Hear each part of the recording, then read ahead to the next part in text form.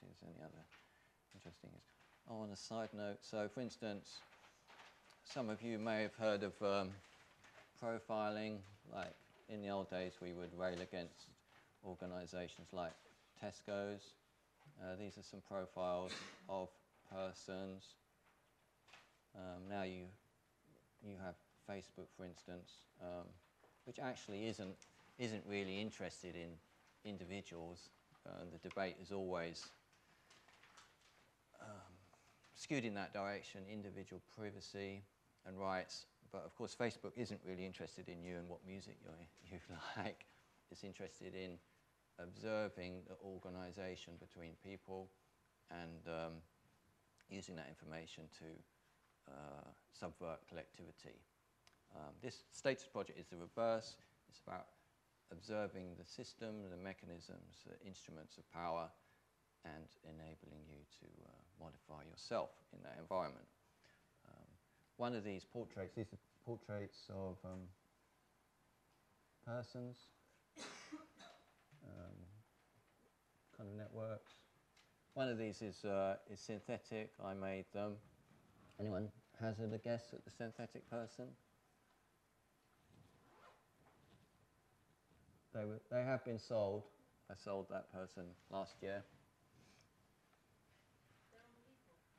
They're all legal people. The synthetic person is legal as well. So one of the things that one of the things that people at the top of the system, the kind of power elite, are aware of is that you can have several identities legally, and they enjoy that. For instance, you can have the immediate way to have another identity is just to have a corporation. For instance, I'm Heath Bunting, but I'm also Tony Hunter. Tony Hunter cost me £43, and now I'm another person. Yeah? I have different sets of rights and responsibilities. So, for instance, as Tony Hunter, I cannot commit murder, only manslaughter. But, for instance, maybe there's some dual nationals here. Any dual nationals? Anyone with two passports? Yeah? Do you have the same name on each passport, or different? Okay, different. There you go. You have two identities. So there's a kind of, there's a kind of glimmer there that something could be different. And so it's actually perfectly legal in the United Kingdom to have as many identities as you want. And it's also you can create them. You don't need to, there's a lot of conspiratorial theories around birth certificates and such, but you can actually create your own identity, a new identity, without birth certificate, any authority at all. Let me see. No one suggested. Did anyone spot the synthetic person? No. All right, move on then. Okay. So just to round up with this project, I've got a show coming up in September, and there'll be two persons that you can come and choose between. You will be invited to surrender your current identity legally. You'll fill in the forms. You'll no longer be that person. You'll still be your human being self. You're not allowed in this country to be a human being without having a person attached to you. So immediately you'll be assigned one of these other identities. One to be male, one to be female for convenience. And then you'll be invited to borrow that or be that person for 24 hours and then return it to the gallery. So I'm making two new persons for that show. Final thing about this project is I'm pretty sure, I'm about 90% sure that I now know how to make robots, software mechanical, how to get them to be legally recognized as persons, and hence they would be covered by the Human Rights Act. So imagine a piece of software on your laptop or some electromechanical device driven by software. You will not be able to turn it off because it would be murder or manslaughter. And that's very close to do now. So that's my ambition for the next 3 or 4 years, is to be the first person to create that monster. Wonderful. Thank you.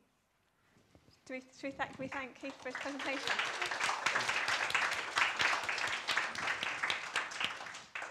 There's an awful lot to kind of start unpacking there. Can I take you back to the Avon Gorge project? And can we start there, please?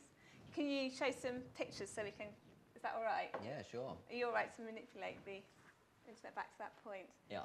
One of the things that has been really interesting about, I've been involved in the mapping exhibitions that have been happening both here and at the RGS for the last 18 months or so, talking to Teresa and Van Dan about how those have developed. And it's been really interesting to see the ways in which a common thread throughout work that's incredibly different both here and at the Royal Geographical Society is, on the one hand, a kind of occupation of the ways in which the narratives and structures of maps, the use of their tools, so their grids and their particular structuring language, but at the same time within that evoking a more embodied or more experiential understanding of place that they maybe portray or maybe just evoke. And I think what was really interesting about this project when I was looking at that was the way in which there's a wonderful, have you got the book there? Because one of the fascinating things on the front, so I downloaded the PDF which is on your internet site, and on there you get this kind of wonderful abstract trace of your route down the river. And on the back page, it carries on the back page. And it was a very kind of, it was fascinating. This was a travelled route. And can you say a bit more about how, first of all, how you made the piece, but also what the different sections are? Because it seems to me there's all sorts of tasks as you go through the booklet. And can you tell us about some of those? And because to me they're very different. They're sort of being in and moving through that mapped world, rather than a kind of this notion of a map as a sort of an unfolding experience that you have in front of you that you somehow try and have to imagine. It's a different way of occupying that space. So if I take us through a journey. Yeah, that would be great. Okay.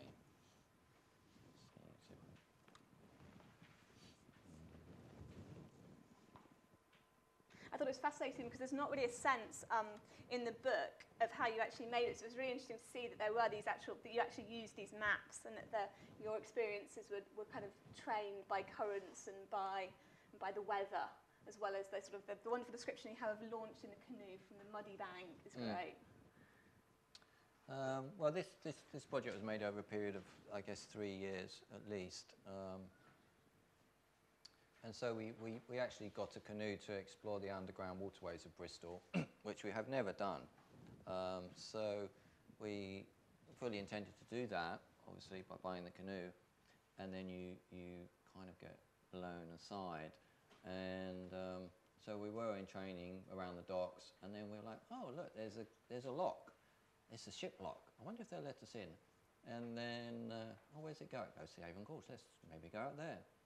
And so after 3 attempts to cement that barrier administratively and physically, we finally got through the lock and we were out into the tidal Avon. So I should say that the docks in Bristol are non-tidal, because obviously if it was tidal the ships would fall over or just get stuck in the mud. So it's called a floating harbour. It's not the harbour that floats, it's the ships. So to actually get out into this is the kind of wild area around here, as this here is quite peaceful, a lot more controlled.